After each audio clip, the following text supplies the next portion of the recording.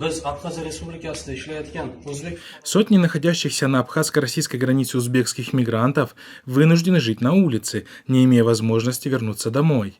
МИД Узбекистана и посольство в России игнорируют обращения граждан. Об этом сообщает Кун-Уз со ссылкой на узбекских мигрантов в Абхазии.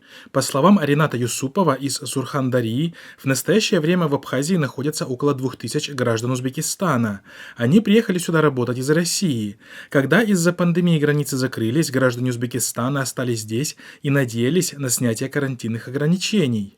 Около 3 недель назад власти Узбекистана пообещали вывести своих граждан из Абхазии, однако трудовые мигранты до сих пор находятся в чужой стране. Диппредставительство Узбекистана в России также никак не отреагировало на обращение. Мы не хотим, чтобы правительство забирало нас бесплатно. У нас есть деньги на чартерный рейс. Все, что нам нужно сделать, это перейти из Абхазии в Россию. Возмущаются бездействию властей Узбекистана трудовые мигранты. Гражданам Узбекистана необходимо попасть на территорию России, чтобы вернуться в Узбекистан. В настоящее время границу разрешено пересекать только гражданам России и Абхазии.